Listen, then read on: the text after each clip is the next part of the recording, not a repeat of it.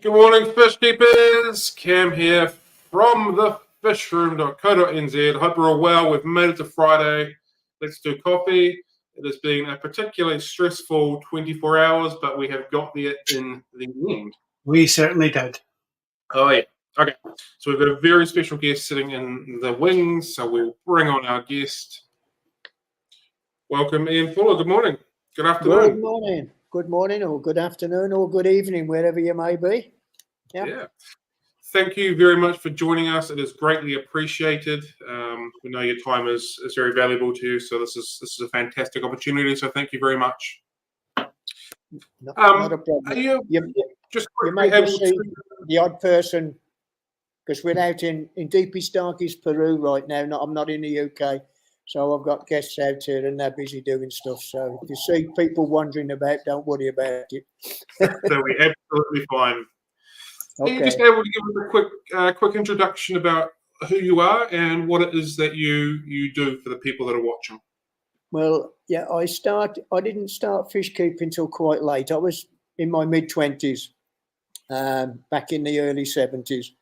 And my introduction to Corydoras was when I bought some little pygmaeus, and I hadn't had them 5 minutes before they started laying eggs. And that was the double barbed hook that stuck in, and it's been in there tugging away for the best part 50 years. I have bred over 160 species, recorded just about every one of them, the fine details, even to the fry development patterns. That was a speciality that I started in the first instance, was recording fry development, which has proven in a couple of cases to separate some identical species through the pattern of the fry.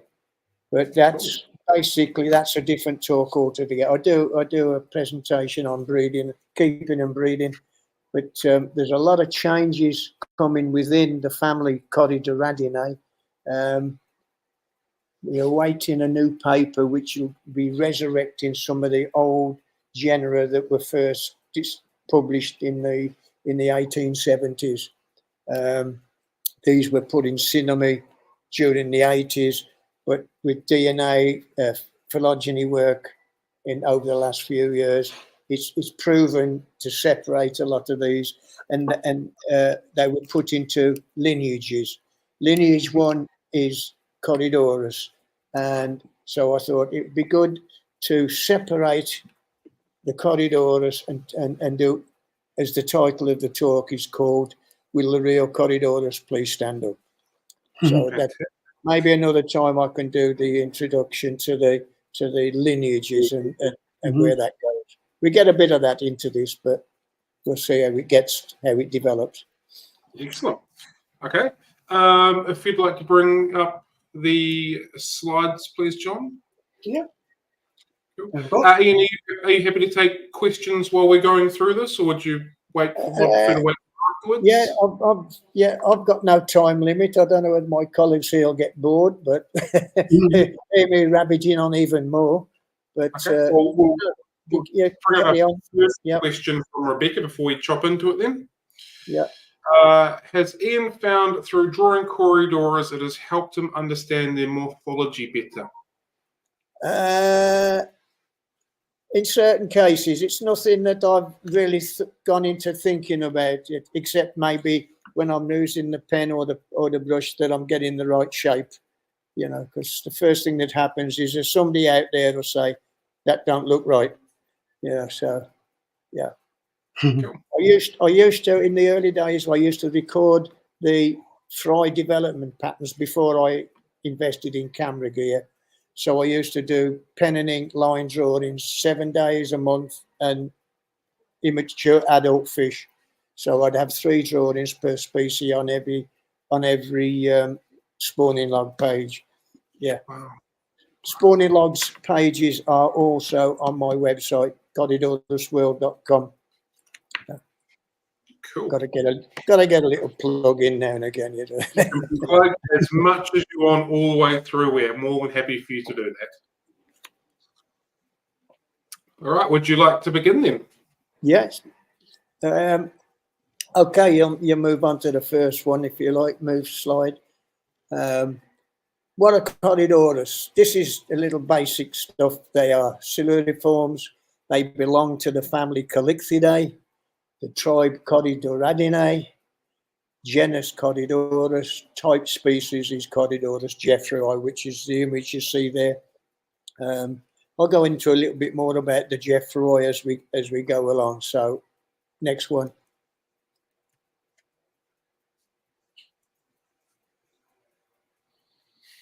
Where do they fit in? This is where you're going to get a little bit of explanation about the lineages. Currently, there are 4 genera. They're listed there. The current ones that are operational, that are Aspidoras, Brachius, Corydoras, and Scleromestax. There are 9 lineages. That was from the paper from, I forgot the guy's name already. Alexandria et al. In 2011. 9 lineages with 4 subclades. Corydoras, Aspidoras, Scleromestax, and Brachius are all current. The other genera within the lineages, lineage 4 was previously named Microcorydoras, lineage 5 Gastrodermis, lineage 6 did not have a previous genera or taxon connected to it, lineage 7 Osteogaster, lineage 8 is the complex one. It has 4 subclades. Subclade 1 is Brachius. A lot of people have argued that because of this, Brachius was put in synonymy with Corydoras. In taxonomy, it was never done. In phylogeny, it fits in there, and it's a genus, and it's real. So for all us Cory nuts out there, we've always argued that Brachius is valid. You can spot a Brachius above anything else at 50 paces, basically. Mm-hmm. And that was always been, but that's happening, and that's going to become real. Subclades 2, 3, and 4 are or will be all Brachius until such times as there's a couple of things that they're not sure about. When they've ironed those problems out, those subclades will get their own taxon. So there will be eventually 10 genera. Lineage 9 will become Hoplosoma. So we got some good names to get to grips with, like Gastrodermis. It seems like you keep them. You got to visit the doctor for the tablets to make it work. Yeah, but that's it. Okay, we can move on. Okay. What defines? Yeah, we a little bit of what I've already explained. Really, in the hobby, it's just pure visual. So we look at body shape, head, snout shape, fin, spine, serrations. This is becoming a very strong major part of defining some of these genera. There's other things that's in there as well, certain bones in the head and around the eye. Some in lineage 1, the Corydoras have what we call a third rictal barbel. You'll see images of that. It's basically an extension of the skin deep in where the other barbels come from the lower, from the jaws. And then we look at colour patterns. In taxonomy, in science, you've got 2 sciences there, taxonomy and phylogenetics. In taxonomy will give you the description of the species. Phylogeny will tell you where that fish sits within the family. It won't tell you what it is unless it has already got data recorded. So we'll say Jeffreyi's got data recorded. We find another species that looks similar. The DNA will tell us if it's related or if it is that species. They look at yeah, meristics, morphometrics, bone shapes, skeletal proportions, fin spine serrations, and other anatomical features. That's in your taxonomy. The phylogenetics is DNA morphology. That's I've got a actually sat next to me. I've got a PhD student working on Corydoras. Would I say Corydoras fulleri? And so if you hear a little word coming from the side, it's because I forgot something and she's going to remind me what I should say. I think I'm okay to go so far with describing the science. I'm certainly not a scientist. Okay, on. Okay. We're going to look at the different shapes, the body's head and everything. Well, this is the head shape. Corydoras has what we describe as a saddle snout. It's got a deep, usually most of them will display a deep curve, as you can see by the description and the arrow marks there. We have Jeffrey on the right and Fulleri on the left. One form of Fulleri. We've got at least 3 colour forms of this. But I've got to be different than everybody else, you see. Definitely. Okay. Next one, yeah. Right, now looking at the different head shapes in the different lineages. Corydoras, I've just explained, has got the saddle shape, lineage 1. Lineage 2 is Aspidoras, and that's Aspidoras, a small species. They're all pretty much torpedo shaped, I think is the best way, with a short, rounded head. They do have twin fontanelles, down, which is the 2 slight openings down the centre of the head. Sometimes this is visible, sometimes not.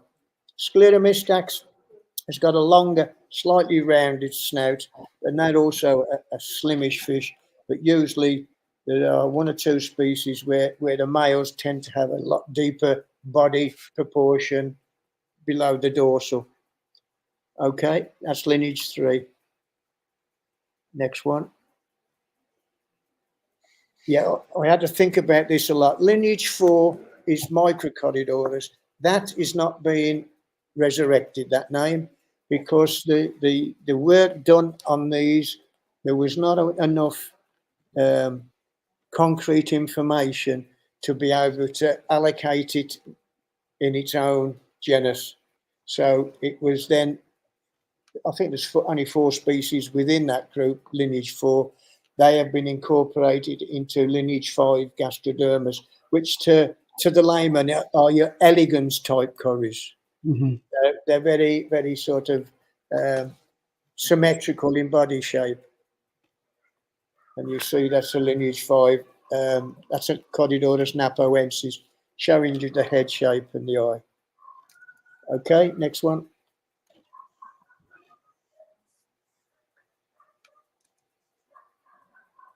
Next.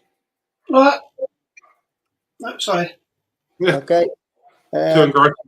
Yeah, again, we've got another issue as well. Lineage 6 in the original 2011 paper, Alexander's paper, it's very, very close to lineage 9, with differences that they now decide are not great enough to warrant giving it its own taxon, its own genus.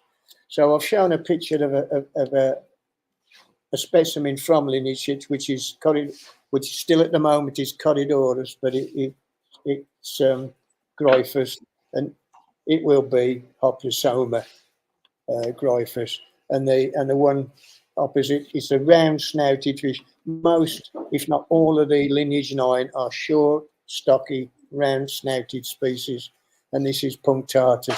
This is actually the type species for the genera. Next one. Now we got a bit more complicated. We move into lineage 8. Now, lineage 8, subclade 1 are your Brochius. But within subclade 1, we've got all 3 head shapes and snouts. But for those that have seen and dealt with Brochius, they are biggish, chunky fish.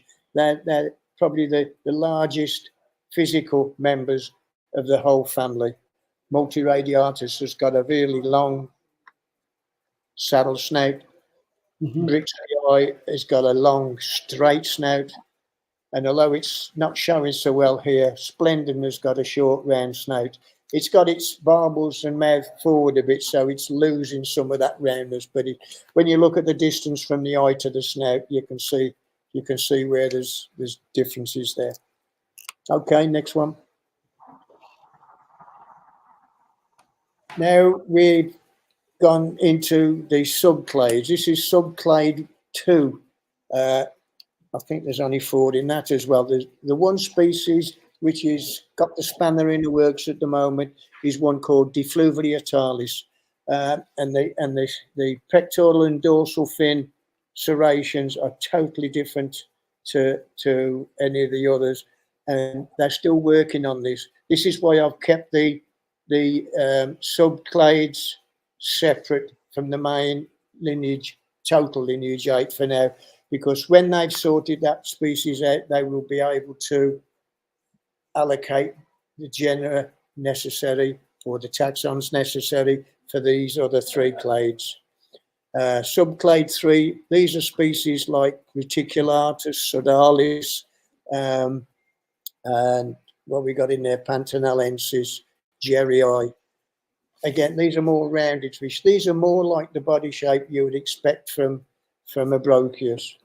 And then subclade 4 are all the others. These tend to have the definite longer straight snouts that we associate generally with lineage 8.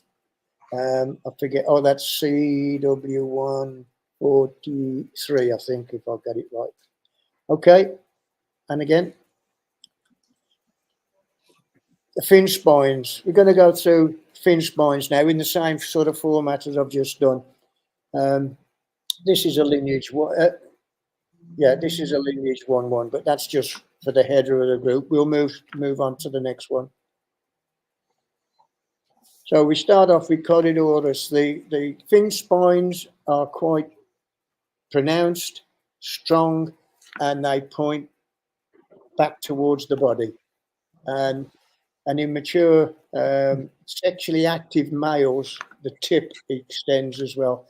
And you grab them too quick and you've got a pain that you can't bear, and not good. Yeah. Aspidoris is unique. All other members of the family can lock their pectoral and dorsal spine. So when you've caught them, they've locked and they've snagged in the net. You catch an Aspidoris and it tries to climb up your net. It cannot lock its fins. It does not have a locking mechanism. And there are extra filaments or fleshy, what they call them,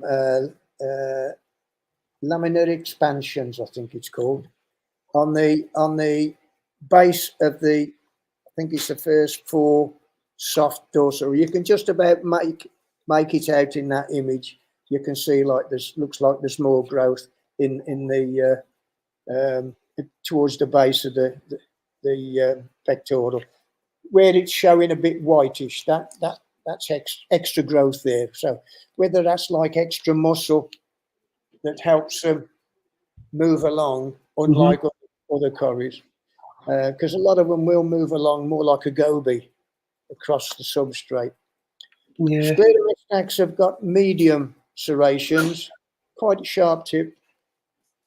They are quite well known for having a lot longer extended pectoral spines.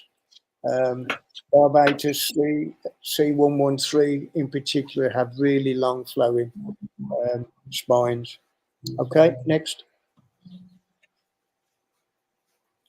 Gastrodermis, the elegans ones, these are very but smaller. These are very similar to lineage 1, but there is a definite break about halfway up the spine where the serrations point straight posteriorly rather than back towards the body. And they're good at getting snagged in the net as well. I suppose if I ought to have rated these for snaggability, these would be a 9. Osteogaster, lineage 7. These are your Aeneas types, your bronze species. I don't like using common names because they could cause so much confusion. The bronze, you call it a bronze, there's probably an Aeneas type in every major river system in South America. I know of at least 8. Really? Yeah, we do have a few that hobby-wise we can recognise. If you put them all in a big bunch, we can recognise the difference between them. There's one from Venezuela we call Venezuelanas. People kind of upset me when they start calling these things Vens. There's an orangey type one which is probably developed through colour feeding, and they call it orange Vens. And then the black Vens. You've probably heard these phrases. Please don't use that. It really does get under my skin. Venezuelanas, and it is a 45mm body fish. It's not a big one like a normal Aeneas. You're probably talking 65mm. You can tell them from Aeneas quite easily at a young age. Venezuelanas has a grey, anal fin and caudal fin. All the Aeneas forms have reddish fins. So there's a little tip. And to a little stage further, the black so-called Venezuelan fish is not from Venezuela. It was line bred in Germany in the 90s. A guy was breeding the gold shoulder, which we've identified as Schultzii. Again, it's a name that's still in cinema. When somebody does a review on the Osteogaster, we might get some of these names reintroduced. But it was line bred in Germany. The guy was getting, like you get albinos turn up, and he was saving all the little black ones he got, and eventually he started line breeding and fixed the strain, and they all come from that particular guy. He's passed now, but he sold stock into Czech Republic, and everything that's black emanated originally out of the Czech Republic. Okay, next one. The Brockus, they a little variation. Again, they have got moderate serrations, and they're not as evil as some. You can run your finger down the back of the spine and you can feel them, but then they're not really that bad. They do have a nice, very sharp tip.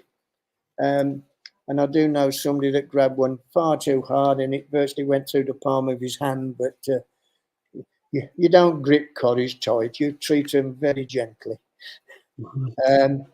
And then we have lineage 9, which incorporates the lineage 6.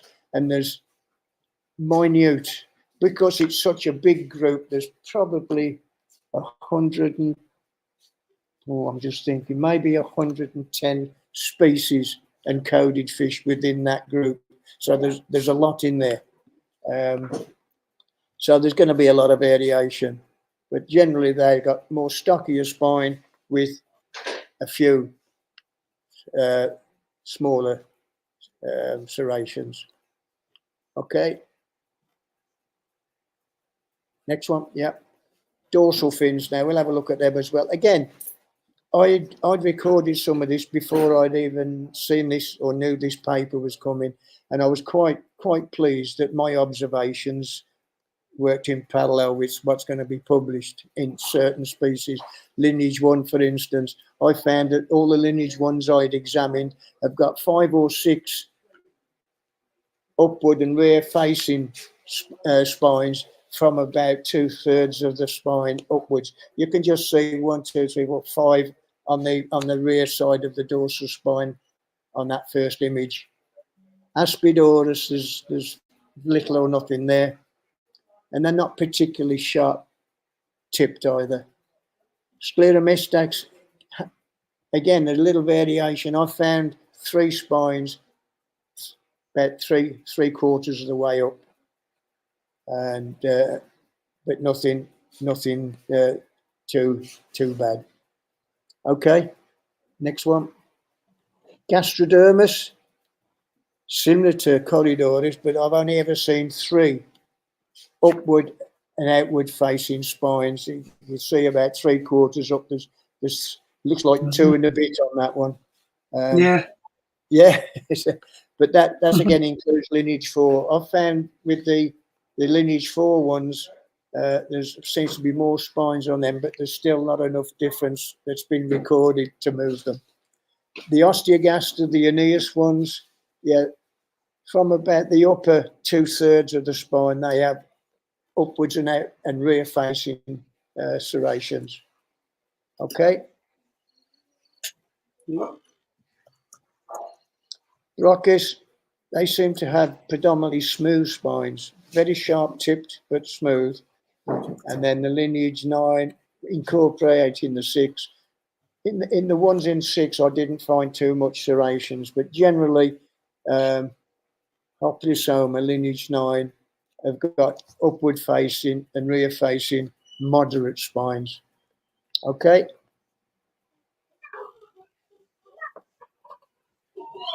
Why I didn't mention too much about, we're looking at dimorphic, sexual dimorphic differences in the fins, and this is Jeffroy looking from above, and they have what I would call extended club end pectoral spines. This is like got a periodontodes on the end, where the female is very short and stocky finnage.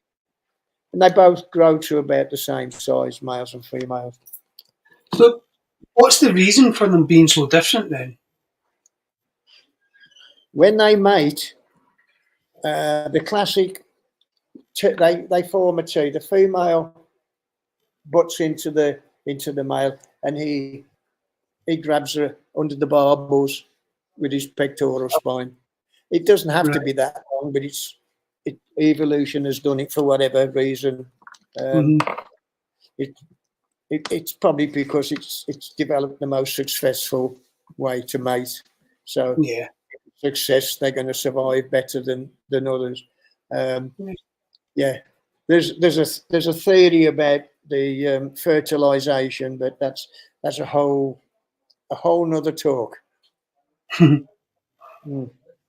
There is a paper from some guys in Osaka University back in early 2000, I think it was, called Sperm Drinking Corydoras, where the female was supposed to ingest, but that has not been 100% proven for or against yet. I don't believe that's what happens, but like I say, that's a whole new part of my breeding talk, so that's maybe for another day. Okay? Yeah, thanks for that. That's okay. Right, next one. Yeah. Yeah. These are 2. What happens with most, if not all, males during the mating, they develop bushier pectoral spines. They do recede after the mating season, but they also do tend to grow longer, sharper tips, and that's because they are very territorial. And unlike a little bit more breeding info, if you like, lineage 1 males tend to be territorial. So you want a group of these to breed, you keep them in pairs or 2 females to the male. Usually it's groups of 6 or 7, 2 females to the males, 2 males to the females. So it's kind of opposite. If you're keeping them in a small tank and you've got several pairs, you will see them. You think they're dancing or going through the mating ritual. No, they're trying to kill each other. This is my territory. Get out. Some are more aggressive. I think Semiquilius is probably the most aggressive of the whole group. I've seen 2 females fighting where they've got the pectoral spines wedged in each other's gill plates. It might. I think I put a picture in. I'm not sure if it comes up next. It might do. Next one. No, it hasn't. This is other unique features, not for dimorphic, but for the the group, for the genus. You see there these little fleshy, look like the start of a barbel growing. So this is why it was called a barbel. It's got no function other than it's a very stretchy piece of flesh, that whole bit in the apex of the barbels. When the fish has got its barbels forward, it's food searching. So there's 5 or 6 species we know that's definitely got the positive barbel, if you like: Amapayensis, Jeffroy, Septentrionalis, Serratus, and Solox. And we've seen it in Simulatus as well. The rest has just got a more fleshy, flexible flap. But that's when you think about it, the snout is that long, so when the barbels come forward, they've got to pull some flesh from somewhere, otherwise they're going to get muscle bound, sort of thing. They're not going to get the barbels protruding forward. So that's how it's developed there. Okay, next. This is just a list. This is my bragging page, if you like. This is a list of all the lineage 1 species that I've currently up to date bred. The different colours is because there are some duplications, if you like Aurophrenatus and Elise. Elise is a junior synonym of Aurophrenatus. I think we got the yellow ones, Corydoras, Fowleri. I think they are too close to call with Semiquilius. When you look at these all together, it's just like the pattern is just evolving between the 3. It might be down to things like difference in environmental, and they've evolved that way, difference in food supply, things like that. And then we've got I've got Cortesi and Simulatus, but there's a bit of information that came to me yesterday where that might be incorrect. So I'm working on that one. But this basically is a list of the species that I've successfully spawned, and still working on a few. Okay, next one. Yeah. Okay, now you're going to see some fish pictures. So I think I've got most of the described species to show you here. So we'll start off with the head of the family is Jeffroy. This is a 4-inch. I don't know, you on metric or still on imperial down there? I don't know. Either way, they're about a 4-inch fish. We have Discerner, and we have the latest in the family, Catamata, being described. These come from that hotspot central part of Brazil, where everything seems to be coming out and heading for the fortune into the Far East. Discerner is one that's a delicate one. It's a clear water species, and it's very prone to bacterial infection. The problem we get in the hobby, when these things are caught and they're kept in the housing stations before shipping, they're picking up bacteria because they're, for whatever reason, and they're not being treated. They're not being quarantined before shipping. They want them in, down and out, and then you deal with the problem when you get them. So some species are a lot more delicate than others. Okay, onward. This, McAuliffe. This is one that's just come back into the hobby very recently. Into the UK, I think these are fetching something like maybe £150 each. Woo-hoo. When I first had mine, I gave maybe 12. So yeah, it's all happening. The one straight below the darker one, the grayer one, that's the version that was known in the hobby as Elise, but it's for Aurophrenatus. This comes down from Paraguay, Uruguay, down in the south, just north of Argentina. This is the Simulatus that I think is probably not. This could go back to being called Cortesi, but I need to get delving into a little bit more information before I can say yay or nay. Everything changes that quick. I have to go through these talks like 20 minutes before before I start to make sure I've got things right. Yeah. So there might be people out there that say, "Fully, you got that one wrong." Yeah, Ah, but so be. That's the way the world is. No worries. Okay, next one. Or Sesai, I like this one. This was a very clever female when I spawned her. This is actually the female. And then we have Serratus and Fowleri. The Orsessi, I could see the female filling up with roe. Day later, nothing. Oh, okay. And this went on for ages. And then I thought they're eating the eggs, but where are they putting them? But what I found then, I went to clean my EHIME. I had one of these EHIME eco filters, which you can clean them quickly. And when I went to clean it, there was about 50 youngsters in there.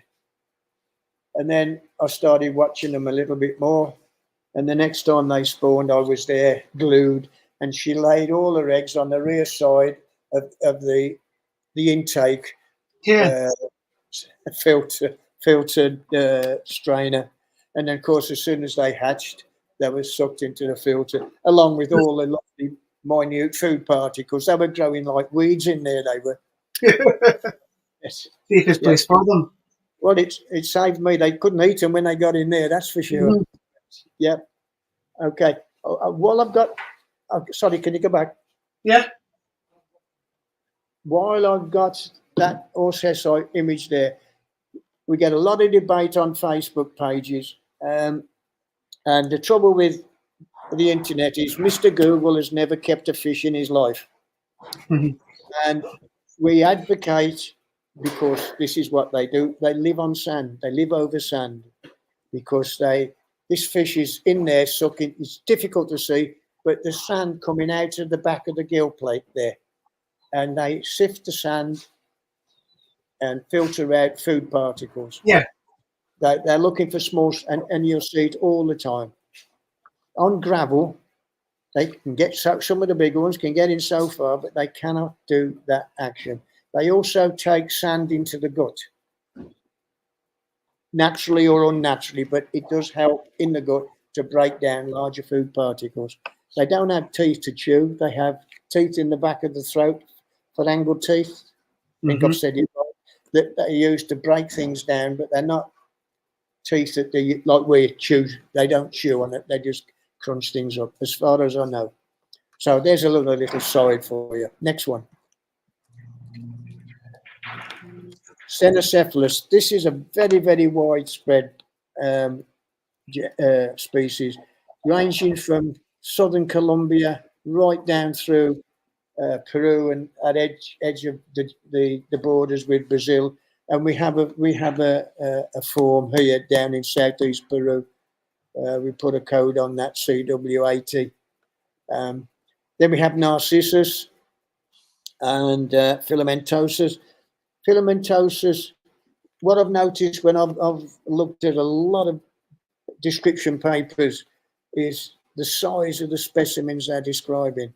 Filamentosus, I think, was 27 millimeter body length.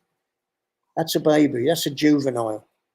And a lot of juveniles that I've bred, like Parallelus and things, Delphax, as they're developing, they develop big, long dorsal. The second and third dorsal ray become extended and reduce back as they mature. And I think that's the case with Filamentosa, because I'm not seeing an adult with a big, long, extended dorsal fin.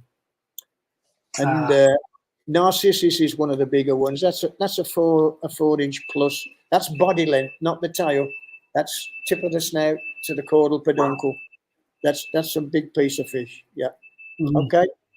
And on. Next. Yeah. That's the CW8 that I said, the southern version of Cenocephalus. So we're going. These are the undescribed species within the family, within the group genus.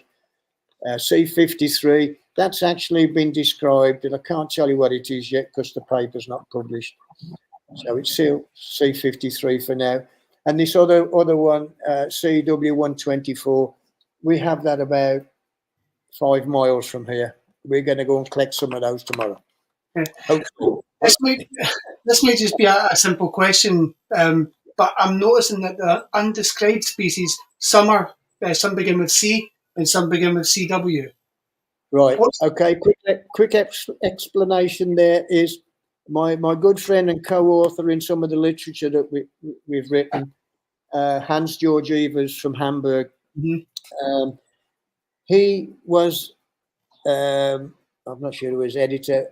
No, he wasn't editor. He worked with the German DATS magazine, and for undescribed species, they started the C system, C Corydoras. Yes. So anything that was, it's a method of being able to recognise in your mind what you're talking about, basically. Okay. So you look at that CW24, and somebody mentions it, you know what you're talking about. I think it was late 90s when Hans moved on, and he started or was editor of Amazonas magazine in Germany. And he didn't carry on the scene. He left because it wasn't his magazine. That he left them with that responsibility. They didn't follow it through, and yours truly decided. Well, there's a lot of species out there still that's been around for a long time, and they just got silly common names. You know, we got a spotted coddy, which is probably one of about 200. So it's difficult to know. And so I decided I'd go with CW, Corydoras World, basically. I did consult the editor of DATS magazine to say this is what I propose to do. I'd inform him of numbers as I would issue. Does he have a problem? Because I didn't want to step on his toes. He was no problem with that. So that's where we are now. And we're currently up to, we see numbers 159, CW numbers 208 and growing. So you're running. Yeah. Some now we're looking at with the diversity within a species and finding that we've got several codes that belong under one species heading. So we're putting them back with them a little bit. Mm-hmm. Hans and I have got a new book coming out on identification anytime in the new. We're just waiting for this paper to be published so we can confirm what's happening, basically. So next one. Thanks for that. Species CW149, it's almost an identical mimic to the lineage 9 Axelrodi, but this is a straight lineage 8 straight species. And these are some of the newer ones. I'm trying to think of the common, the name the locals, the collectors put to the 156, and a lot of the species that come from that, Djibouti, I think it's called, which is a local name for a tortoise, because this has got like a tortoise shell kind of a pattern to it, well, in their eyes anyway. I've not seen that many tortoises to debate that one. Okay.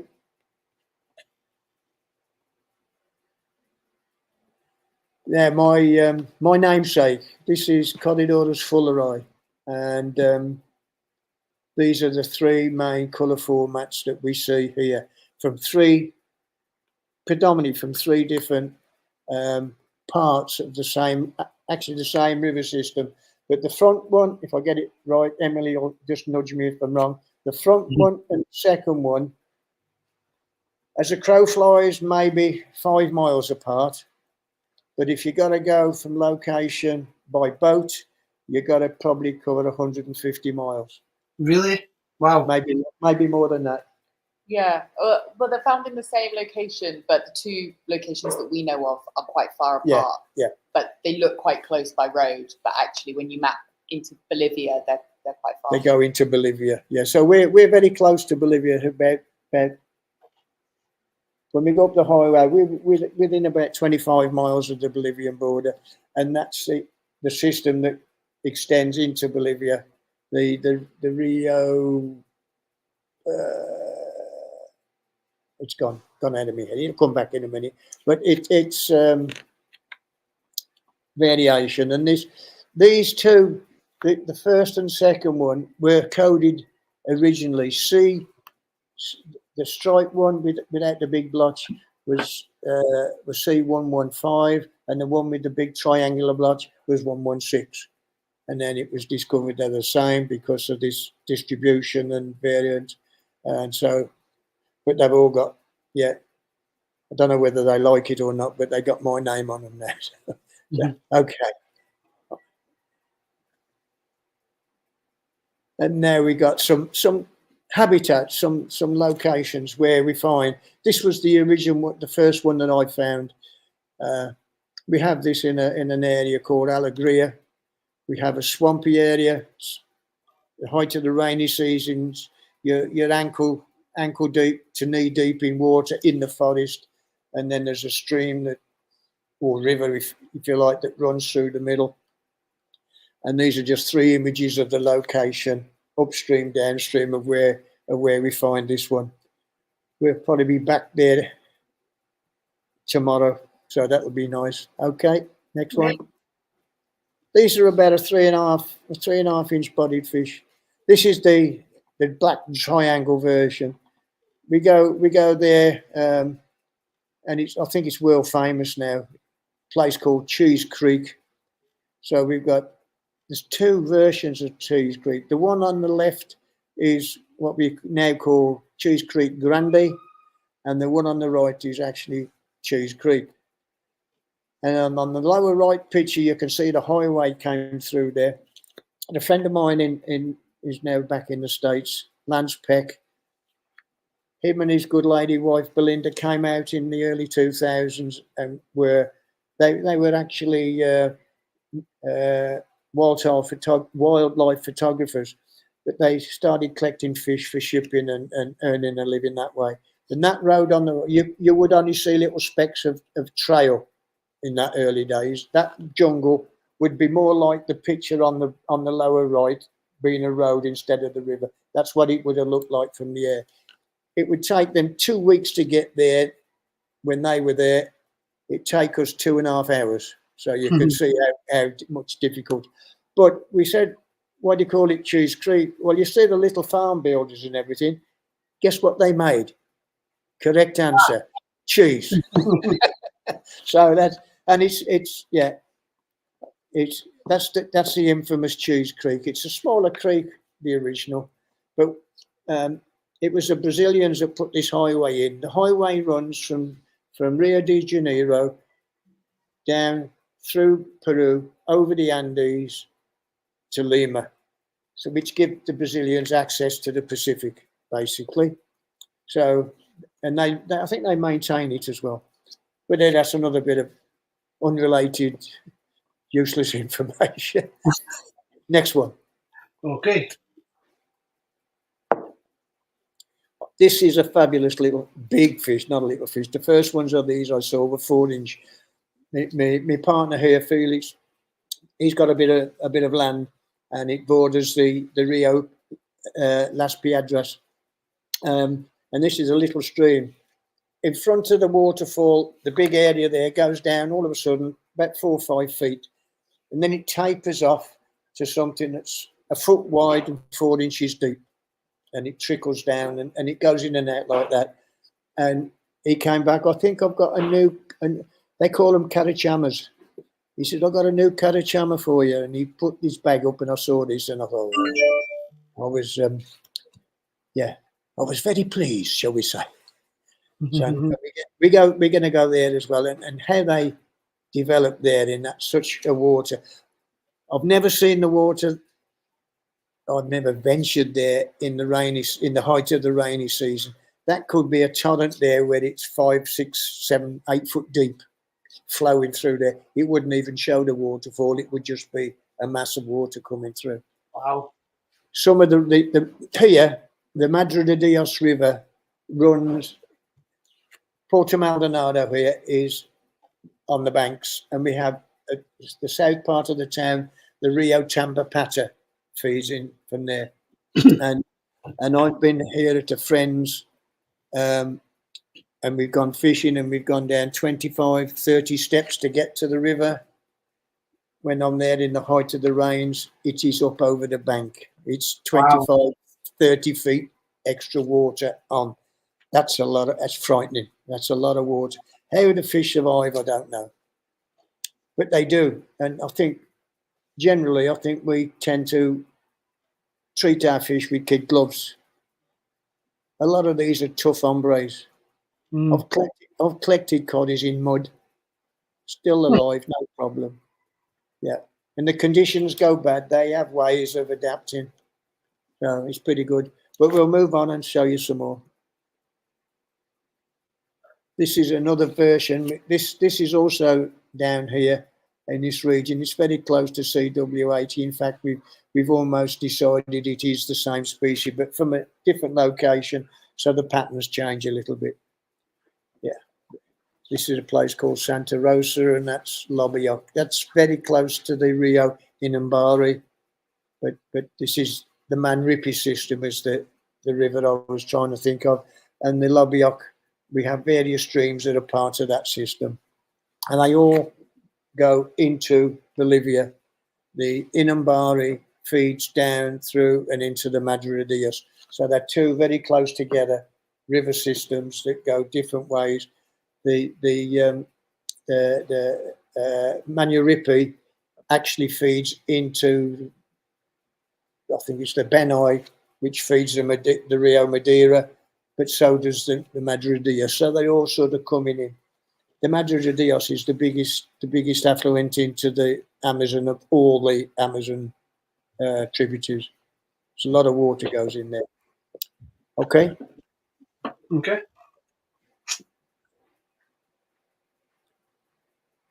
This is the Jeffroy. This is a Suriname fish, and there's a lot of nice stuff. I haven't been to Suriname, but this just shows you the type location for that. In a lot of cases, that's the kind of environment you've got them in, and there's very few places where there's actually plants growing in the river. When the rains come and the water comes up, then you've got the vegetation hanging in the water. This might be then when it's a good place for the fish to lay their eggs and stuff. But these guys will lay their egg in the sand. Just as another little side, anybody that's got these, if you don't give them fine sand, you give them gravel, they're not gonna spawn. No. Which is pretty good. Okay, onward. Husband, I've mentioned some of this before. Lineage 1, Corydoras. Husbandry and breeding. Males territorial and will fight for dominance. If kept in a group, they need room to set up territories. If you set up, you want to keep, I don't know, 3 or 4 pairs. You're looking at something like a 6 or 2 meter tank. Give them some room. Give them some decoration, bits of clumps of leaf litter, if you like, and bits of bogwood and stuff like that, and allow clear water territories, divisions between these. Mainly it gives the females somewhere to retreat, because they can be extremely aggressive males. In smaller tanks, keep them in pairs or double up on females, so the male's got 2 to chase and pester, so they will get a bit of respite between. Okay, next. I think I've got some setups coming. Okay. Oh, now that's my species spawned again. I've doubled up on that. Sorry about that. But these are the species I've spawned. 25 of them so far. Okay. Here we go, setups. Right. Yeah. Aquarium. Now then, you will have some video coming in the next ones, I think. These are just a couple of the setups that currently I'm still using these. Layer of sand, some rocks, pebbles. The difference with aquaria and natural, you'll get areas that's got gravel, sand, pebbles, and they're all varying sizes. We tend to stick to the same size when you stick stuff in in a tank. You could have sand and gravel and pebbles and a whole range, and it'd be fine. But everybody to their own, I suppose. But I just got to have sand in mind, and they've got some cover there. I try to give plenty of things for a new species to potentially spawn on, because I don't know where they spawn naturally most of the time. So if you give them a plant, you give them rocks, plenty of sand, and throw in a couple of spawning mops and see what they prefer. Okay, next one. Okay, now you should be able to click on there and get the video. If you've got it there.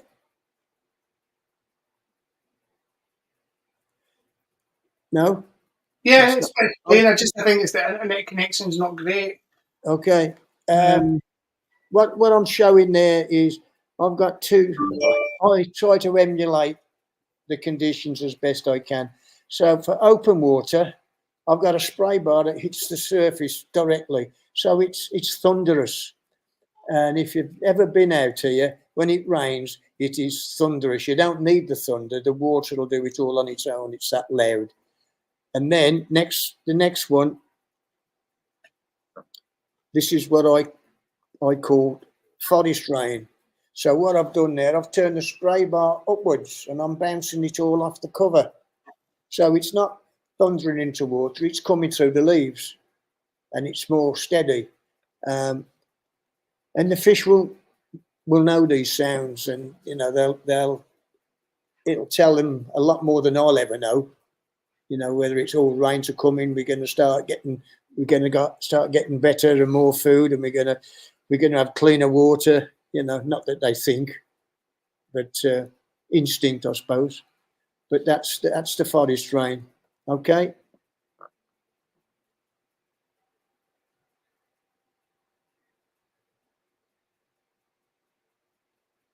Oh, yeah, this is just me with a bit of promotion for a friend of mine that has an aquarium shop up in Accrington that supplies aquarium sand to the trade.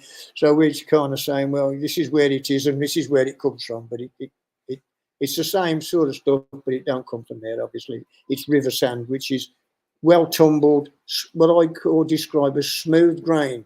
A lot of people have gone down to the builders and bought some sharp sand or some silver sand, and you put it in your fingers and you rub your fingers and you're taking skin off. Well, you imagine that to a coddy's barbels when they're rummaging in. So the smooth ground, you look under a magnifying glass and it's like minute pebbles. So and this is what we want. And just for an add-on, if you look just above the boat and it's a bit further distance, that tall tree is probably, the base of that is where that stream is, where the CW124 comes from. So go there, you can find it. Okay, and again. Now these are all video clips. They have Jeffroy, and this is feeding behaviour. If you hopefully they'll click. If you click each image, you should get some action, hopefully. That's a bit slow, isn't it? Yeah, this you will actually see the fish taking up sand in the unwanted stuff out the back of the gills. And you see how deep they go in as well. I've seen them go in below the eye level in some cases.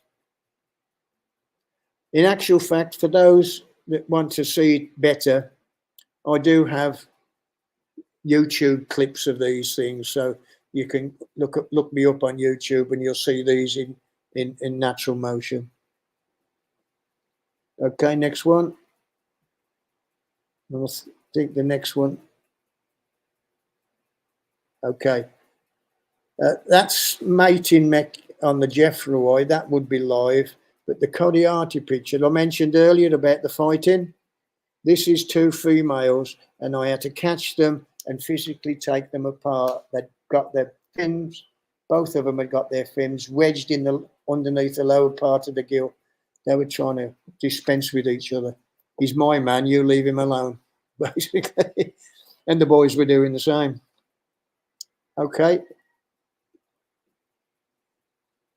Yeah, this is Jeffroy mating. They're just coming together there. If the clip goes a bit further, they were more sedate about it. They no big panic. But the CW 124, they're all wham bam, thank you, ma'am, and away. Oh, that's it. That in the mating, just about coming on the mating clinch. But with the other ones, the C124, if you can view this as well. All these clips are actually on the Facebook. The female just touches a male. You couldn't count to 3, and then away again. So again, at what point the eggs are fertilized, we don't know. But what happens at that point? Some of the eggs will drop into the basket made from the ventral fins before they come together, or when they're together, or even after they've parted. But at some point, there's fertilization takes place, and we haven't got it down to pat yet. Okay.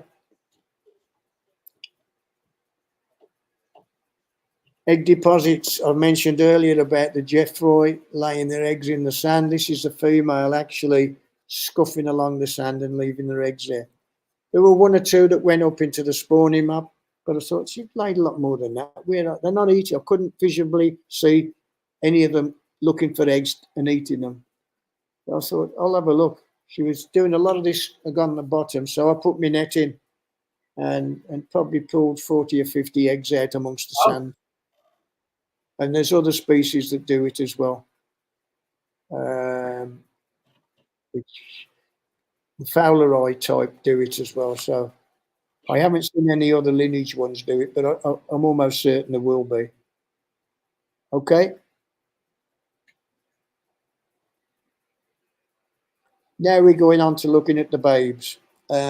These are also video clips, but these look very similar as adults, Jeffroy and 124, but I can tell the difference looking on above. All you see is 2 eyes and a blotch behind them, and then on the CW24, they've got a slightly different colour pattern. And this is part of what I used to record in the early days. I'd make a sketch of the patterns and then record it. But what I did find with the colour patterns is more variable within Corydoras species than any of the other lineage species. I found 5 different colour forms at 7 days, whereas other lineages, it's fairly stable, fairly constant. Okay. Yeah.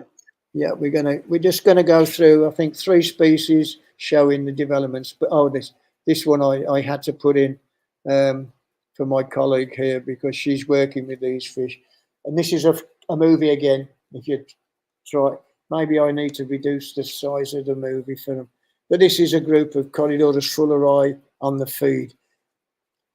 This is a tablet. You can see at the front left, a couple of tablets there. These are called Corytabs, produced by a company, what they call Fish Science. And I did have a little input into the development of this. And it's got insect meal in. It's very, very, I don't know whether you get it out there in New Zealand, but I'm massively hot on the Fish Science Corydoras tablets. I think they're phenomenal. Yeah, they're a staple feed for our Corydoras here. Initially it's ground very, very fine. And if you got young babies, once you've got them into their 3rd day with micro food, you can just get some of this dust, wet it, make a paste, and put it in a cloud, and they're usually on it like flies. Yeah, no problem. Okay, next one. Okay, I suppose this is where I specialised in the beginning, recording the patterns. So this we've got Jeffroy, Corydoras negro, and Corydoras urifanatus, all at the same age, and you can see there's actually 3 distinctive patterns there. But most of them have a blotch just below the dorsal, but and I found 2 other patterns. But we move on to the next one, and I think we got it about a month, and then they look almost the same.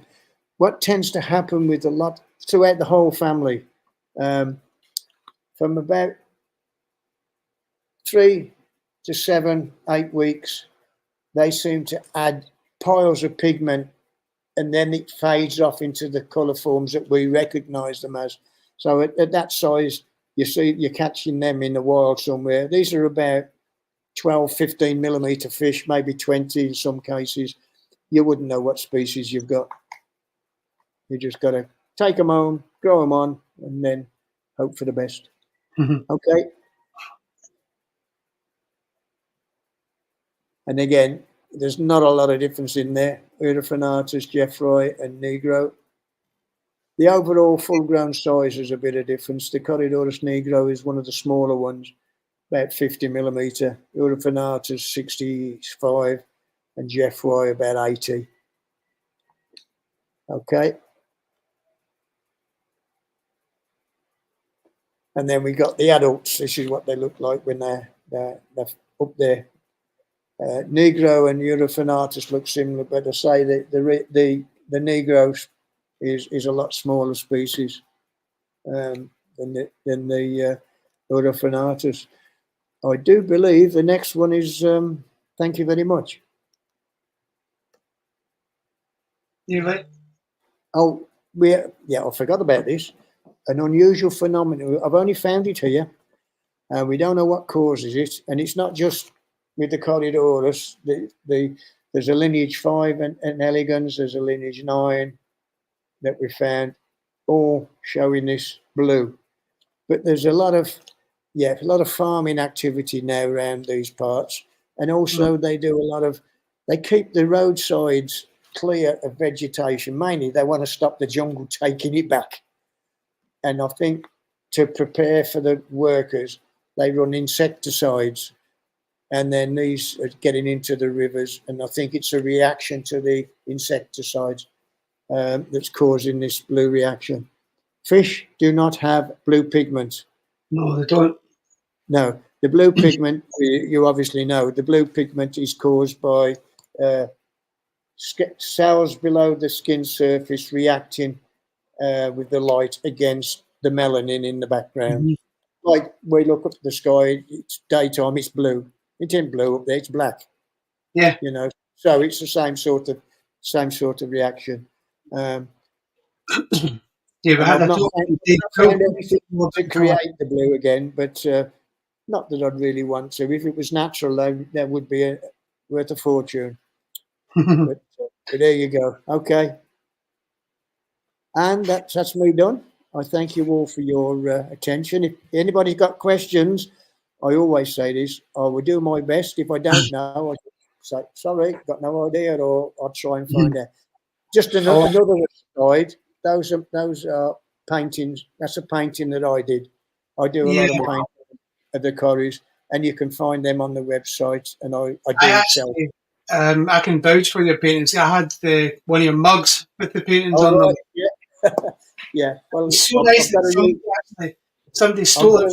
The mugs, yeah, but I've got, I forget how many paintings. Not just Corys, but I've got others. You can see them on the website. They're on there. Anybody that's interested, your business will be surely welcome. Okay. Well, thank you for that. We have a significant amount of questions that people have been asking while you're doing that. So if you're happy to run through them, we can try and get through that. Yeah, I can slow them down. They're £5 each. No, go on. You fire away. If I can, I will. Cool. Do you want to? We'll drop off. Yeah, I'll give it a left. Sorry, guys. There we go. Oh, sort of. Yeah, cool. All right. These are going to go in order as they were asked, and we've started them. Alex is curious if we have fossils of the Loricide subdivision creations when Corydoras formed groups. Was it back in Africa or the New World? There's only one fossil that I know to, and I think it was found in Argentina, and it's Corydoras revelatus. We wasn't sure which lineage it was in. I forget where we put it now. I think we put it in lineage 9, but because you can't see enough of the head and dorsal spine properly to determine which lineage it would have been in. but I think it was something from like 60 million years, something like that. So it's been there a long time, and that's the only one I know of. Mike would like to know, do Corydoras see part of the invisible ultraviolet spectrum? No idea. Cool. And Mike would also like to know, he's wondering if the venom is used for communication, digestive enzyme, recreational / pain, mating, or anything other than defense. This is currently being worked on. There was a piece done by guys in the States, which will be in my new book. Plug. Plug away. There's a lot of work being done on it in various areas. I won't say I discovered it, but I sampled the thing happening back in about 82 at a big show in the UK. I was judging, and somebody put a pair of Corydoras stir-by in a show tank, fabulous looking fish, and everybody had disappeared because while the judging's going on, they want to go and spend money at shops and buy more fish. And I see the female roll over and a cloud come out of the gill. I took a picture, and I've got that online as well, I think. And I took the tank, tipped all the water out, put some clean water in and left. I thought, that's all I can do. Couldn't find the owner. When it come to judging, they won the class. She was fine. And I've seen this happen when you buy, I called it self-poisoning. You buy fish, and especially lineage 9 more than any others. You go to a store, he's had the fish a good while, and they're nicely settled and happy. And then you go in there and you catch them, they're in the bag. By the time you get to the till, they're struggling. The water can turn yellowish, and there's bubbles forming around the surface. You give that bag back and say, change the water quick as you can, because they're going to be dead before I get home. And that often happens. The other, whether you call that venom, they've got the glands at the base, the big triangular bony plate at the back behind the gills, the calithrum. At the bottom, behind, just above and behind where the pectoral spine base is where the gland is. Now, when you get spiked with a curry, it's not injecting you. It's just like a pin prickle. You've been down in your socks and you missed. Ouch. But the slime that's on the spine is what gives you the pain. You know, it's a proteinous sort of, I don't know the makeup. It's very complicated. But there's a lot of work being done on, and it also forms other aspects as well, which this will come out in papers in the not too distant future, I should think. So they don't inject, not that we know to, and we think it's a defensive to me it's a defensive mechanism. You're going to go and grab that fish and you get a mouthful of poison, you're going to want to spit the damn thing out pretty quick, I should think. And if you grab it and you get spiked, you want to let go as well.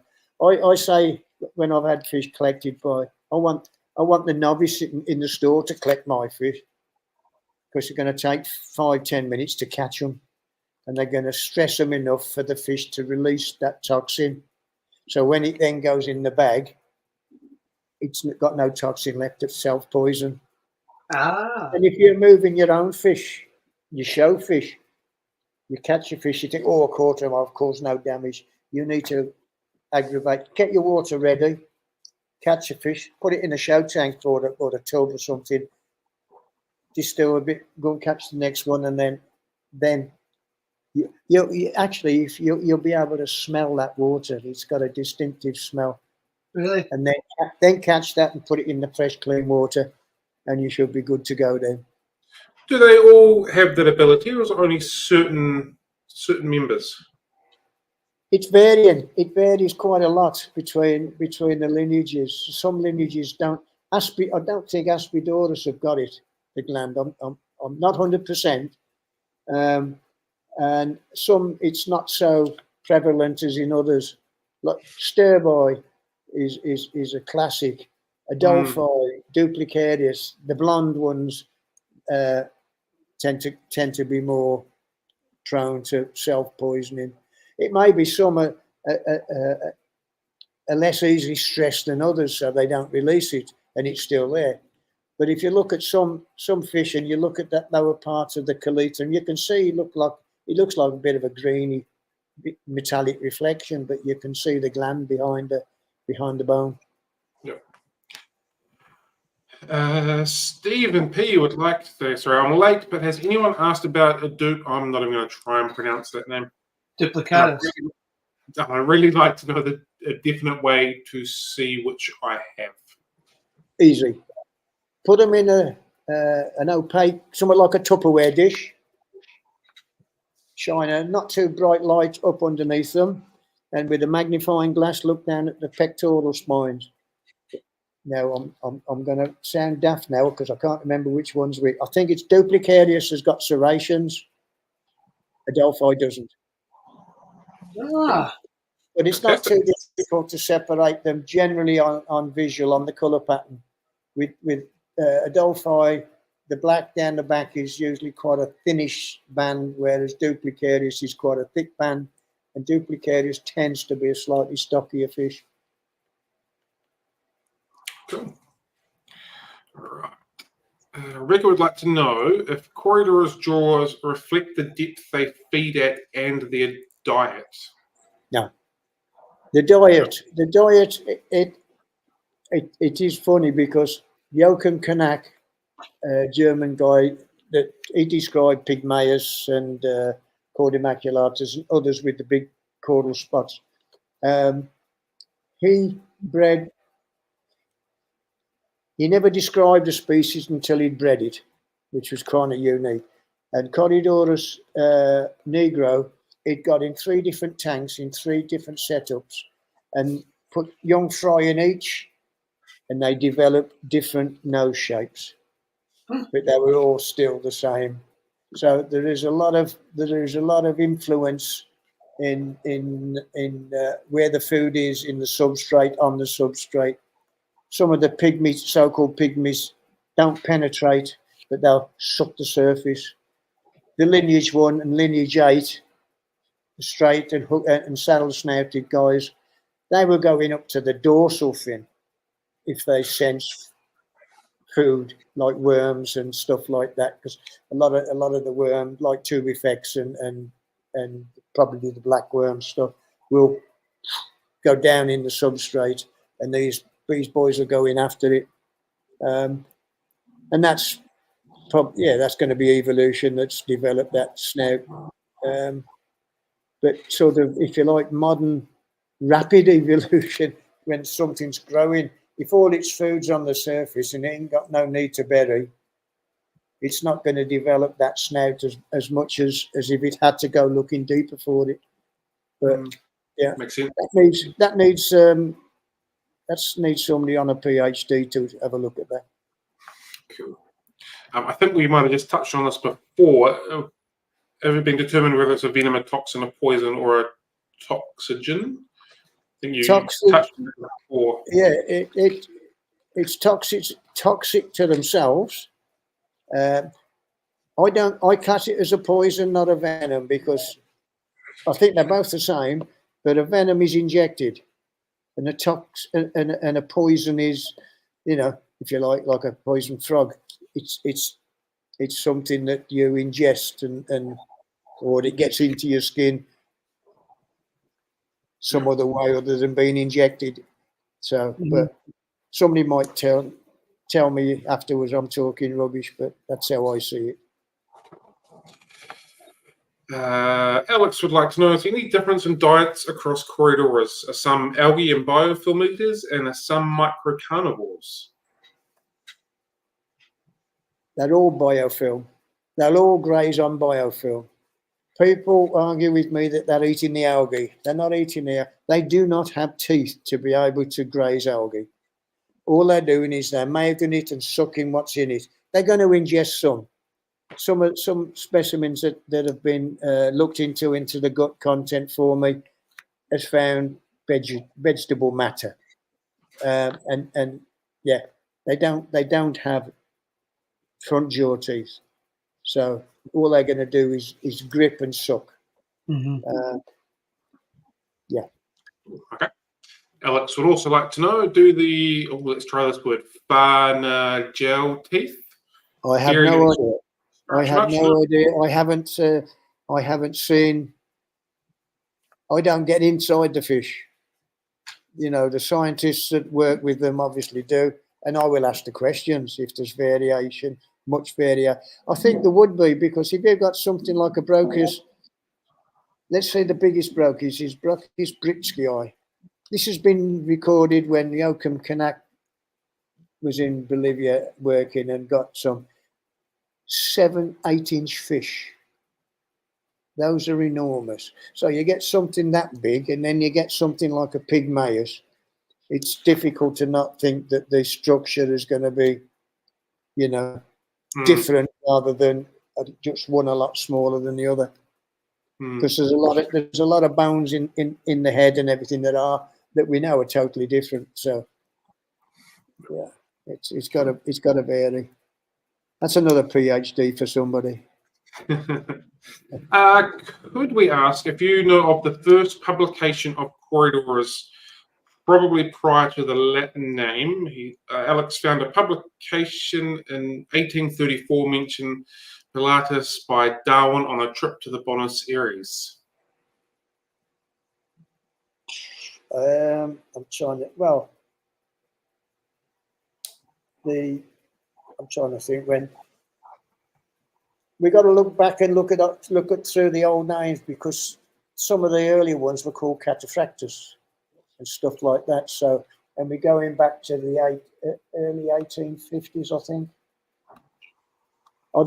I'd need to look up to be able to answer that one, because yeah, I can only keep so much rubbish up here. Last. Oh, sorry, I confused my question. The answer to that is yes, and we are going back tomorrow morning at sunup. We will be there when the sun comes up tomorrow, because it's been low water for a couple of years here now, so there's a lot of ingress of vegetation coming in, and we think a lot of the fish have been in there. It's become world famous, and it's also become world famous for collectors, for commercial fishers. And we have seen evidence there of babasca poisoning to get fish, and we've seen small cichlids and tetras just floating down the river dead because of this. Yeah, not good, not good. But yeah, we'll be there. We'll be there first thing in the morning. We've got some serious Corydoras fuller eye fishing to do in the morning. Yeah, that's a nice way lead into this comment. So yeah.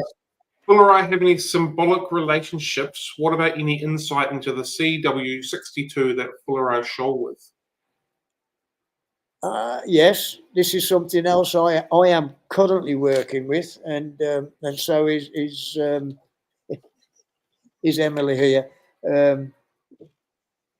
We have another one in the mix there as well, CW40, all in Alegria Grande. We caught them the other, and Cheese Creek to a degree. We're finding them together. They live together. So you got a lineage 8, lineage 9, and lineage 1 following in the mimicry. Yeah. I'm not the mimicry expert, but that I'm going to be working on something on that, and I shall be producing something to put on the site. The website is actually undergoing a major update, and when it's done and back online, it won't be in its current format at all, where it's alphabetical right through. It'll be in lineage format. Nice. So it'll be a bit different. It'll be a lot different, and I shall know more about the I'm learning a hell of a lot about this mimicry stuff here this week, and I've seen it in a couple of other groups as well, where we've got an Aeneas type here and a mimic of that. So, but that's another project. Just to add on from that, so the Mullerian mimicry is a mutualistic interaction. So it's not symbiotic, but it is mutually kind of beneficial for both parties. So it is not symbiotic because that's kind of a codependence, but it's mutually beneficial for both parties. So yeah. Okay, they've developed in parallel, basically. Mm-hmm. Yeah. Only had you put it in triplicate in this case, because we've now got 3 species from different lineages that are going the same way, which is cool. Exciting. A bit exciting, that is, for me. It's something new that's come up that I can spout off about. Alex would like to know, are there any impossible to spawn in captivity Corydoras thus far? Oh, how long have you got for the list? They're all difficult until they spawn, then they become, I won't say easy. Some, it's difficult because you can set up 6 tanks in a row and use the same species in each one, identical, and they'll spawn differently, or they won't spawn, no matter what you do.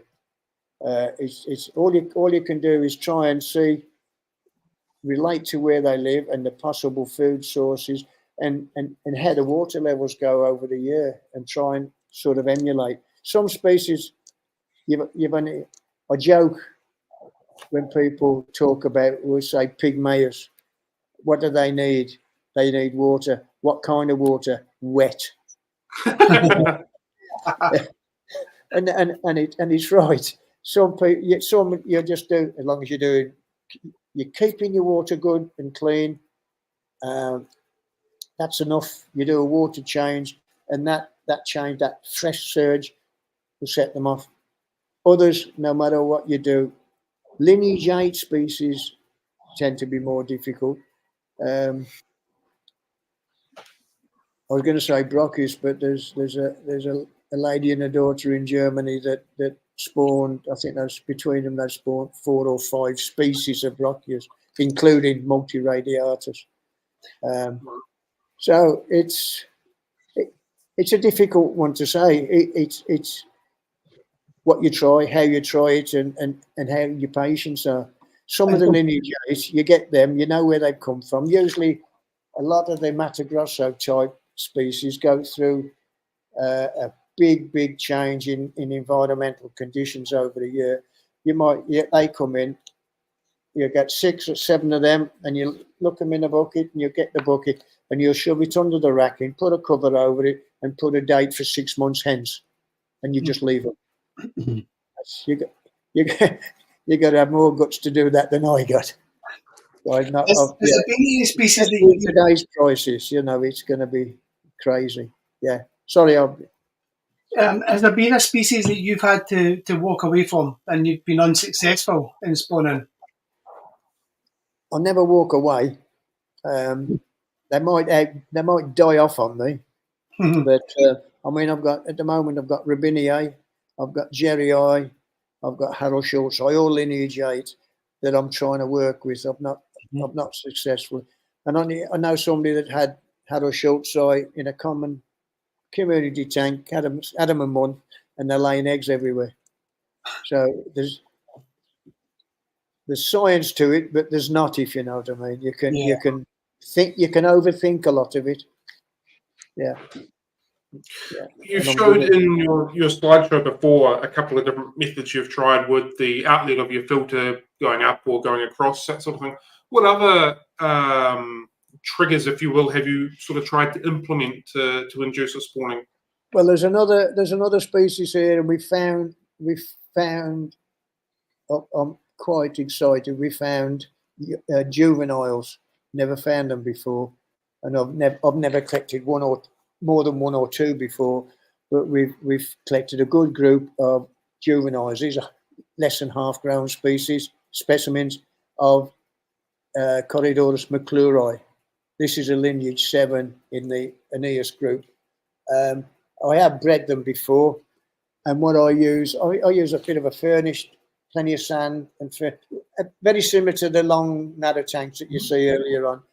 But about about a third of the way up, I put a little power head at one end and bounce it off the glass about a third of the way down, and that water's moving like not as strong as the water they were living in, but that seemed to help. And then good food, I drop the water down 50%, top it up with RO water.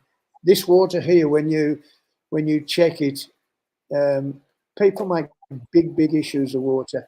I check the water TDS for where they are, and it runs in at about 30 to 35 TDS, which is as soft as putty. It's really, and it's that low, you can't get a true pH reading because there's not enough material in the water to give accurate pH.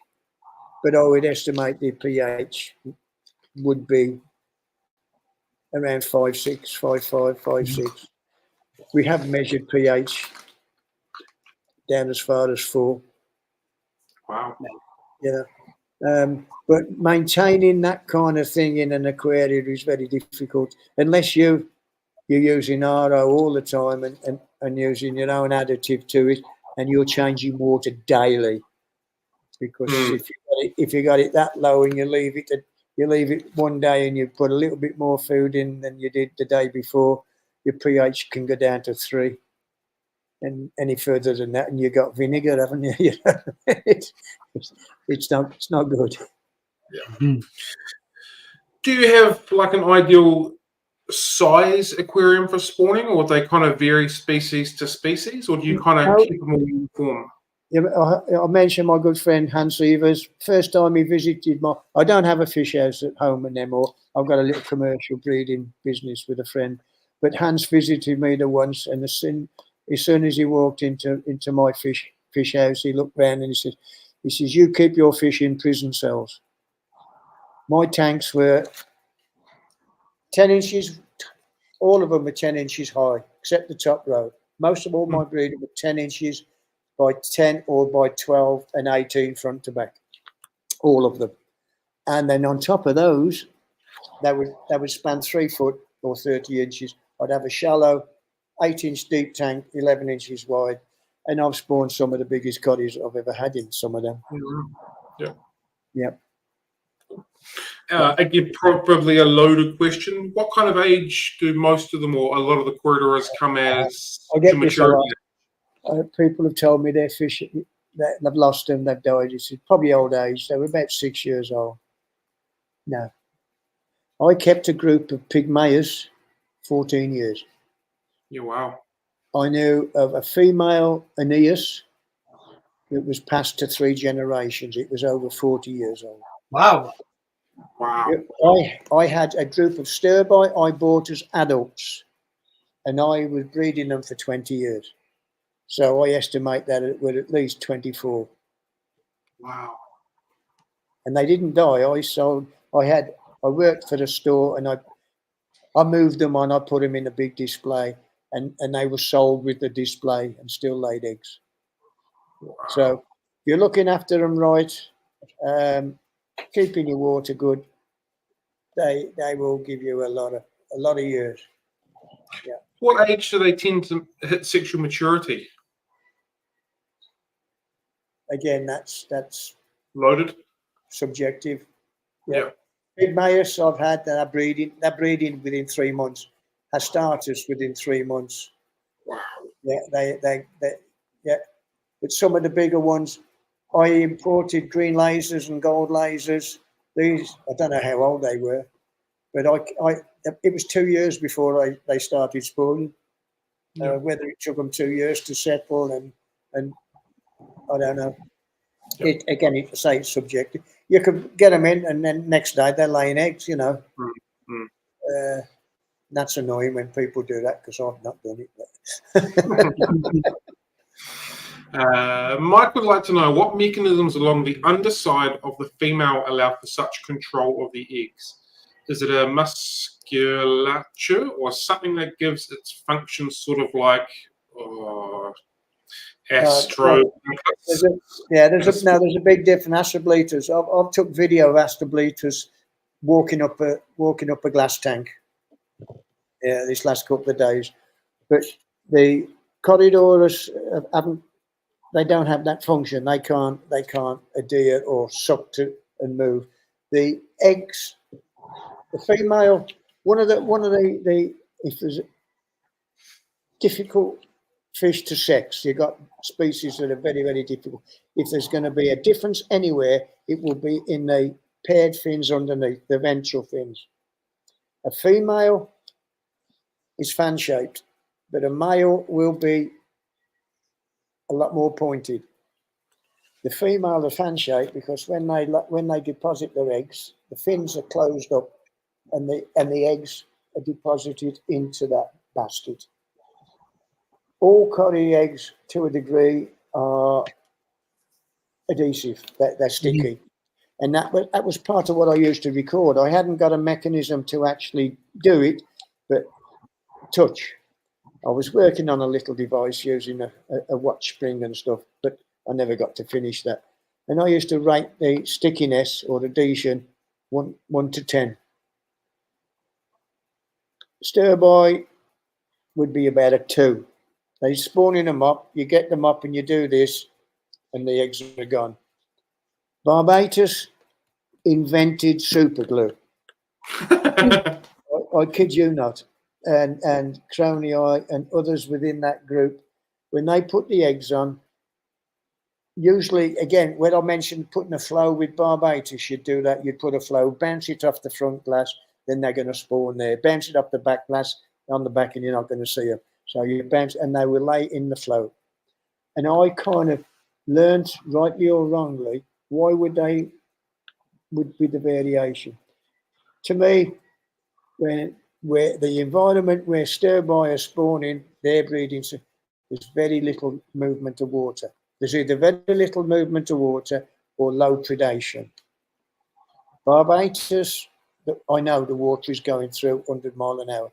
A lot of like the McClure, that's the same. That goes through very, very quick, and others do. Very sticky egg. And I'm thinking the stickiness is keeping them all together. When they hatch after 4 days, usually within a couple of hours, they'll all hatch. If they're going to hatch and drift, they're going to drift in a cloud, not one here, one there, one there. But also, and I've watched this with Barbatus and CW147, which is the miniature Barbatus. When they've spawned, the male and they go over the eggs and they'll mouth the eggs. And if an egg is loose and it comes off, they'll eat it. If it doesn't come off, they'll leave it alone and won't bother again. And it may be with other predators that want to, if they can't get the egg off, they'll leave it alone. And I've seen that with some small pencil fish and tetras that I've kept with cories. Yeah, there may be other reasons in there as well, but I haven't picked up on them yet. Wow, fascinating. Sorry, I'm just a moment of a mind after listening to all of that. Mike would also like to know, is there any predators that specialize in eating Corydoras, and has it developed an immunity? Yeah, Hoplias, the wolffish. Ah. Yeah, they don't bite, they crush. Oh wow! You know, we caught the day before. We caught a couple of small ones there, and when you look at the mouth and see the teeth are not sharp, they're like, and when they come together, they just crush, and they kind of do take cories. There's probably other bigger tetras as well. I don't know what birds would predate, because I'm thinking a bird, even something like the egrets or storks and things. As soon as a cory is spooked, it locks out. So if you've got it, and you're a big bird with a long beak, and you pick that up and you throw that down your throat, you're going to have 3 big spikes sticking in your neck. So I think there's more probable fish. Somebody will prove me wrong, I dare say, but I think there's more big tetras that would, maybe some of the bigger catfish as well. if they swallow it going down the right way, maybe they can break the spines and stuff. But yeah, okay. Have you ever found a Parachirodon south of the Amazon River? No. Oh, south. Well, I'm well south down here. I mean, we're at where we are, about 12 degrees south here, so they're not this far down. The Sheridan, this is your cardinal types, yeah. No, we have some nice Tetras here. In the flora description, early fry stage appears to look like Aspidora shape, then grows into a more traditional Corydoras shape. Am I seeing that correctly? And can the fins lock at that stage? Oh, they can lock, and we've got some here, maybe an inch, and when they're that small, you know, it's deceptive because your eye, to a degree, your eye will see what you want to see, you know. But no, even inch-long juveniles have got the saddle snap. Yeah, I haven't got one, by the way, so I don't know what have you.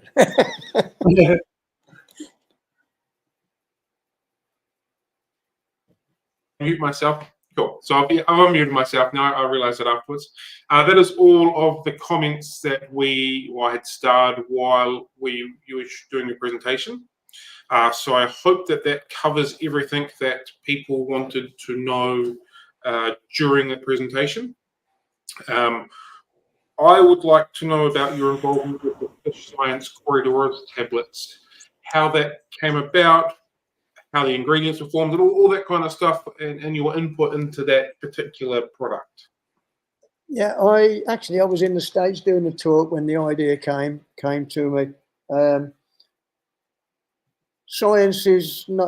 Fish science is not the best funded anywhere, really.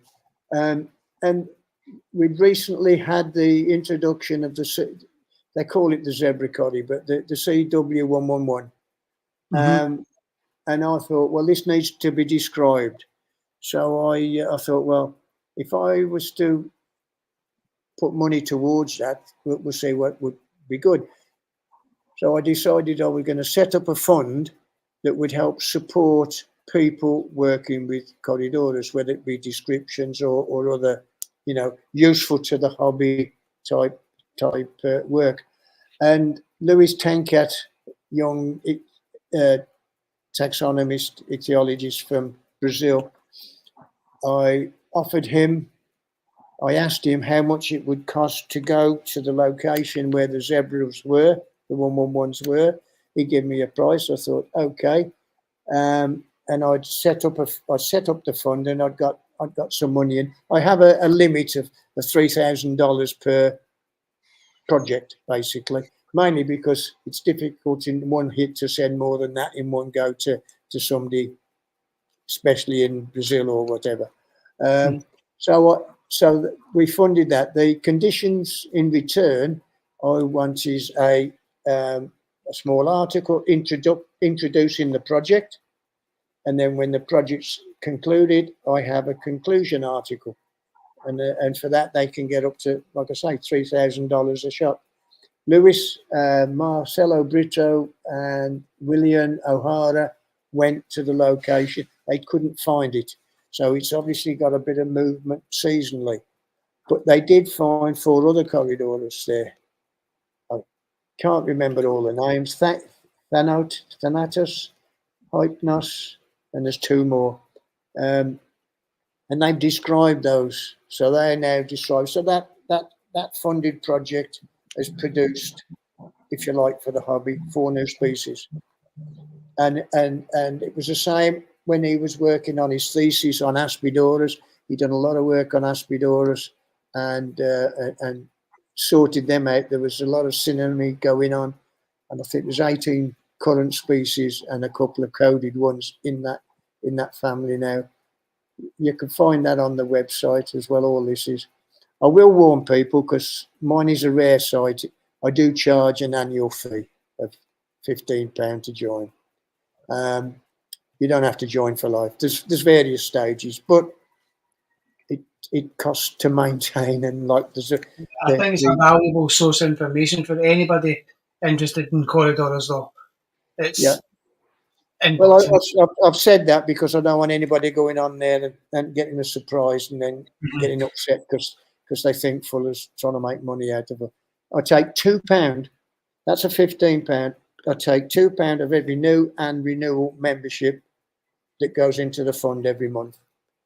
So I'm putting 100 plus a month into the fund towards it. So it isn't all about, and I think PayPal take the other £2. Yeah. So that's your website, Corydoras World? Corydorsworld.com. That's it. I've also got the one behind if you want to see what happens here. People that are interested in coming out to collect their own fish. There's other stuff. You organise tours, don't you? Sorry? Organise tours. Yeah. I'll usually come out here for 2 weeks at a time, 2-3 times a year. There's about 20 species of coddy we found so far. But if you're into birds, insects, orchids, animals, whatever, the bio, it's got to be it is one of the most biodiverse regions on the planet. Wow. So, orchids is another thing that you're quite passionate about, isn't it? Orchids, yeah. I have done a couple of little publications. I go up mainly into the smaller species, pleurophthalid species. We go up into the low Andes, and flowers, massive flowers of 3 and 4 millimeter across. how we find them, I don't know sometimes, but yeah. And I just record details. I record details for those that nobody ever does. You can't find information on them in any orchid books. I'll record the flower, the size, what it's growing on, how big it is, which way it's facing, the humidity, the temperature, and stuff like that. So people got that. Oh, that's where it lives and that's what it does. Nobody's ever done that recording, but I'm not here often enough, long enough to do too much. With fish people, it's a bit naughty. I take a day out of their time to do a look see for orchids as well, but they've been happy to do that, so I'm quite pleased there. I buy them an extra beer that night, The fish science Corydora tablet that you're involved with, yeah. How was that developed? Like I said before, it's a product that I thoroughly enjoy and I like using. I don't know. I know David Paul, the guy that started it, was working on it, and I had some input in the trials and things like that on it, and put a few suggestions on the makeup. I did suggest that earthworm was included, but he has since produced an earthworm granule, which is exceptionally good as well. Yeah.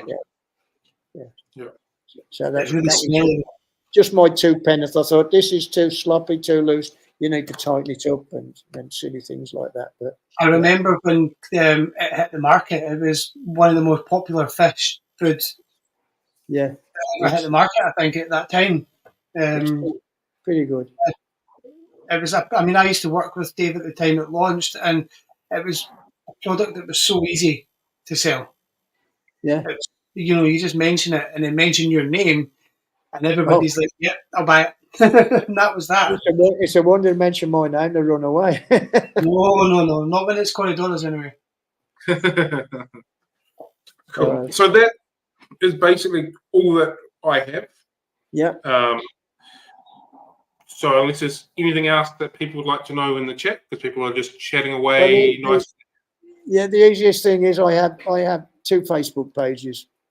I have Corydoras World, which is standard Facebook page, and then I have a Facebook page for the website members only. So that's a little bit more dedicated. So I think everything's stopped. Have we stopped? No, I can still hear you, but the screen's not there. Yeah, the images are froze. I wasn't sure. Yeah,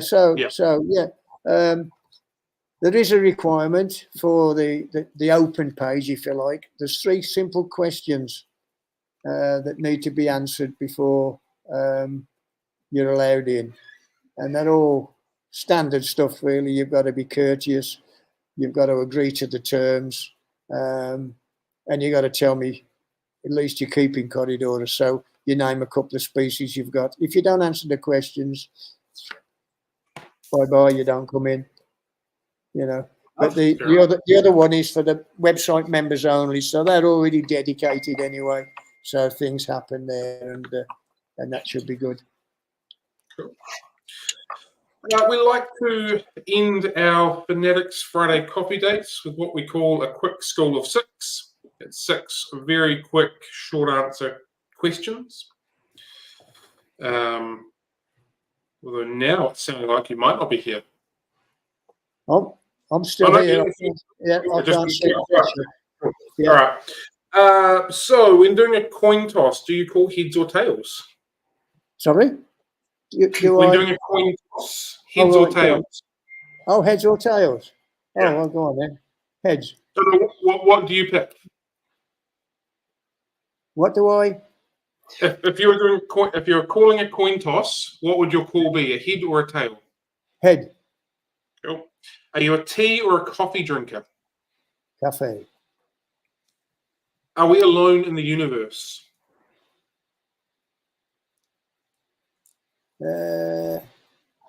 Maybe not.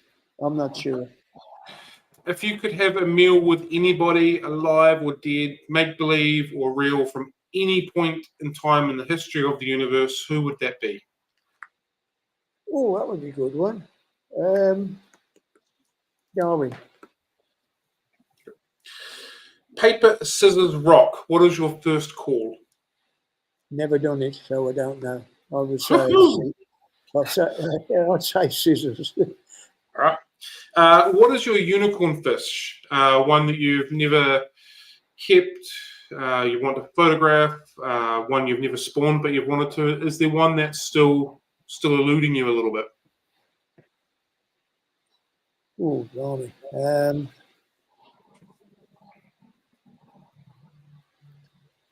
I've had it, but I've never had it long enough to bring Gapuri. Okay. One of the caudal peduncle mid-water ones. Cool. And my last question for you is, where can people find you? This is your opportunity to have a completely shameless plug. Absolutely everywhere. Go for gold, even if you've already said it earlier today. Ian at CorydorasWorld.com. Good as gold. Yeah. There you go, people. Thank you very much, Ian. It has been greatly appreciated. This has been phenomenal. I know that everybody watching it has taken so much from this. I have taken so much from this. So thank you so very much for your time. You're welcome. Thank you, guys. Thanks, Ian. And everybody that's in there listening. Yeah. Cool. Next time. Thank you, everybody, for watching. I can guarantee I know you've all enjoyed it. So I hope you have a lovely afternoon, lovely morning, lovely night, wherever you happen to be. Have a good one, team. Happy fish keeping, and catch you later. Everybody. Have a good weekend. Bye, Ian. Take care.